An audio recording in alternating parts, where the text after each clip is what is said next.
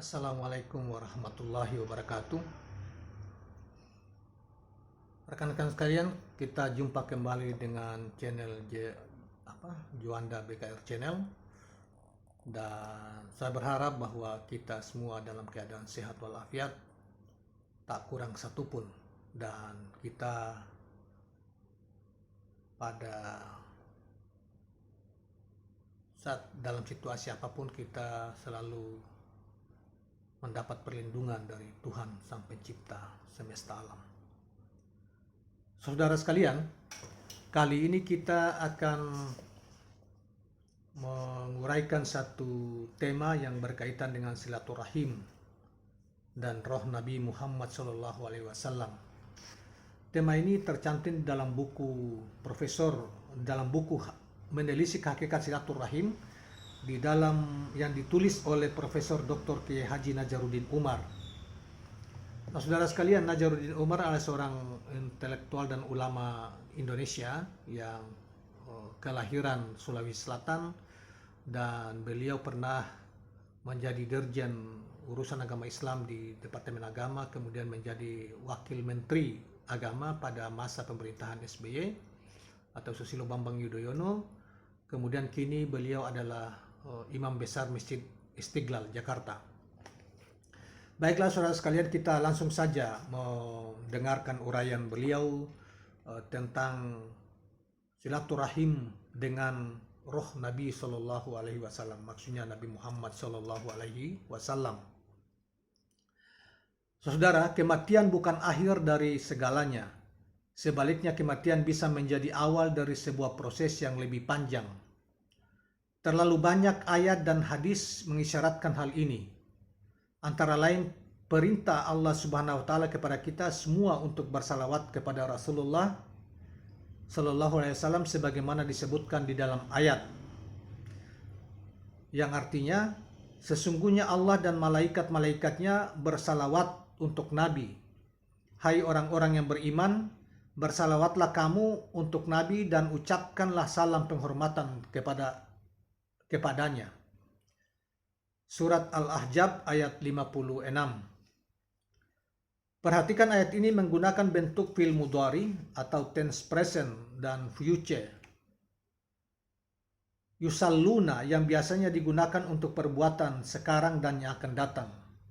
Dilihat dari sisi ini terdapat isyarat bahwa meskipun Rasulullah sudah wafat 14 abad yang silam, tetapi kita sekarang dan generasi yang akan datang tetap diminta untuk bersalawat. Salawat kita kepada Rasulullah adalah silaturahim kita kepada beliau. Menurut Ar-Rahib, Imam Ar-Rahib, ya, sebagaimana yang dikutip dalam kitab Minawi, dalam kitabnya Faid Al-Qadir, kematian itu meskipun menjadi jalan bagi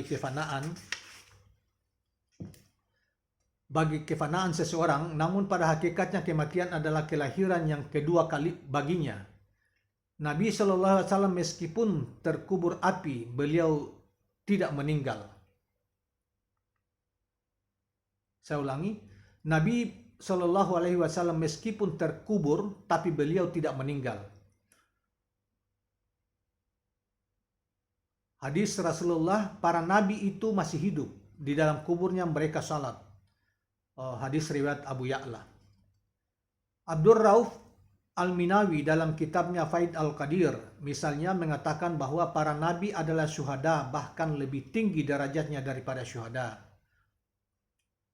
Jika Al-Quran dalam surat Al-Baqarah melarang kita mengatakan orang-orang yang meninggal di jalan Allah mengalami kematian melainkan masih hidup, apalagi nabi-nabi yang derajatnya lebih tinggi. Terpilih lagi Nabi Muhammad SAW yang berkedudukannya di sisi Allah Subhanahu wa ta'ala melebihi para nabi-nabi yang lain. Kehidupan yang dimaksud adalah kehidupan rohani mereka. Bahwa jasadnya mengalami kematian itu sudah pasti. Akan dialami semua manusia termasuk Nabi SAW. Karena Allah Subhanahu wa ta'ala sendiri sudah menegaskan innaka mayyitun wa innahum mayyitun. Namun demikian ada 4 nabi yang dikecualikan. Dalam hal ini kematian tidak seperti kematian manusia biasa, yakni Nabi Khidir, Nabi Ilyas, Nabi Isa, dan Nabi Idris alaihissalam, sebagaimana dikatakan dalam kitab Al-Ahbar, yang artinya 4 dari kalangan nabi yang hidup menjadi penjaga bagi penduduk bumi. 2 nabi di bumi, yakni Nabi Khidir dan Nabi Ilyas, dan 2 nabi di langit, yaitu Nabi Idris dan Nabi Isa. Saudara sekalian, sedangkan dalam kitab Mirat al-Mafatih, syarah dari kitab Miskat al-Musabbih, karya Mubarak Furi, dijelaskan bahwa kehidupan yang dimaksud dalam hadis di atas adalah kehidupan barzakiyah atau kehidupan barzah, yang mana kehidupan Nabi Muhammad SAW dan nabi-nabi yang lain jauh lebih sempurna dan lebih kuat dibandingkan kehidupan para syuhada. Pesan tersirat dari hadis ini adalah agar kita sering mungkin melakukan ziarah lisan kepada Nabi SAW melalui banyak-banyak melantunkan salawat Nabi.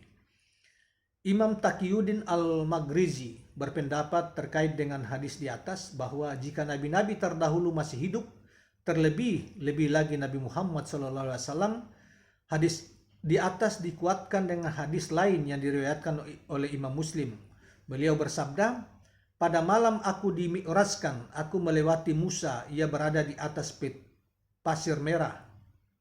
Dia sedang salat di dalam kuburnya." Hadis riwayat Muslim.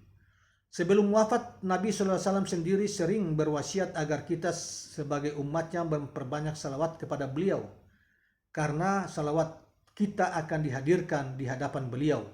Nabi SAW bersabda, "Sesungguhnya salawat kalian dihaturkan kepadaku."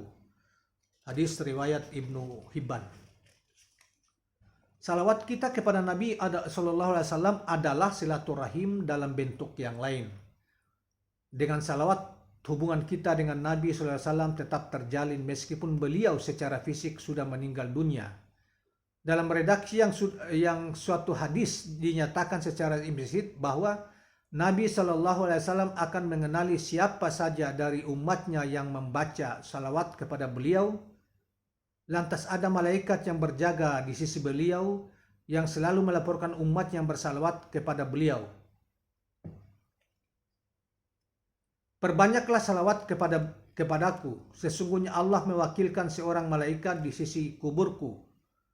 Jika seorang dari umatku bersalawat kepadaku, malaikat itu berkata, 'Wahai Muhammad, sesungguhnya Fulan ibnu Fulan bersalawat padamu saat ini.'" Hadis riwayat Dailami.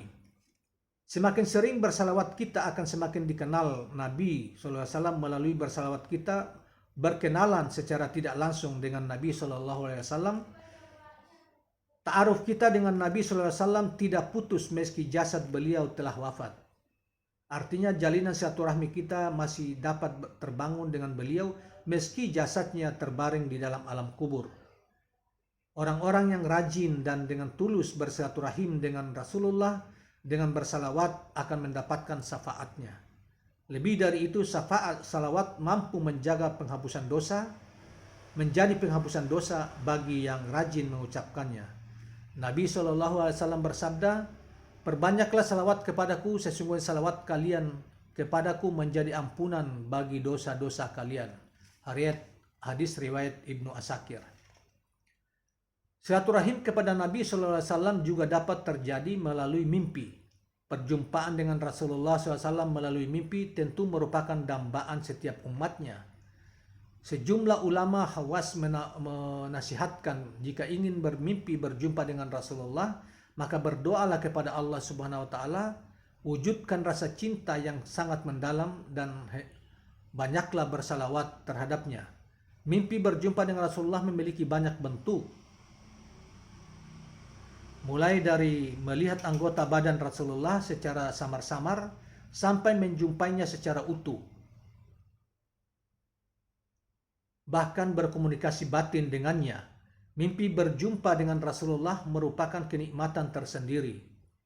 Dalam biografi para wali Jamiul Karamah Al-Auliya 2 jilid karya Yusuf Ismail Nabhani, Di antara 549 wali, ada banyak di antaranya disebutkan pernah dan sering berjumpa dengan Rasulullah SAW dalam mimpi.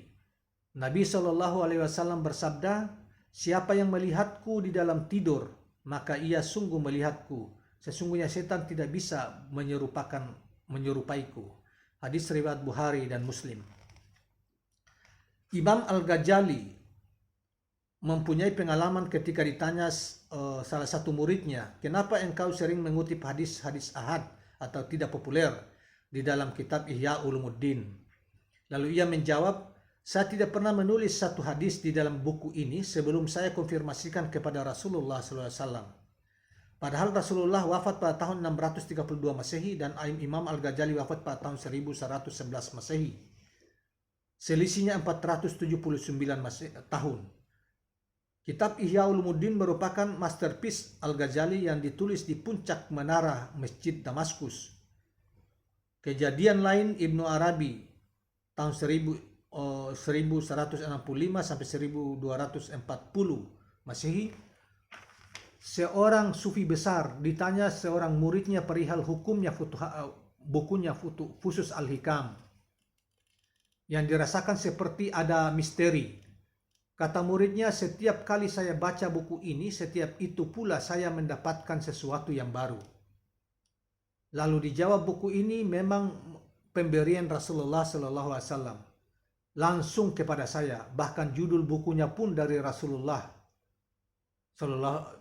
Rasulullah yang berkata, 'Ambillah kitab ini, Fusus Al-Hikam.' Padahal selisih masa hidup Rasulullah dan Ibnu Arabi terpaut 608 tahun. Tentu bukan hanya Rasulullah SAW, orang-orang tertentu pun termasuk kedua orang tua kandung kita, guru-guru spiritual kita, dan keluarga dekat kita lainnya bisa diberikan kemudahan Allah SWT untuk berkomunikasi dengan mereka." Demikianlah penjelasan dari Profesor Nazaruddin Umar tentang silaturahmi dengan roh Rasulullah SAW di dalam kitabnya Menelisik Hakikat Silaturahim. Saudara-saudara sekalian, kitab yang kita sebutkan judulnya ini baru di beberapa waktu lalu diterbitkan. Dan mudah-mudahan apa yang kita sampaikan tadi bermanfaat bagi kita semua dan kita mendapat pelajaran dan pengetahuan darinya. Terima kasih kawan-kawan sekalian, dan jangan lupa tekan tombol subscribe, like dan komen channel ini. Assalamualaikum warahmatullahi wabarakatuh.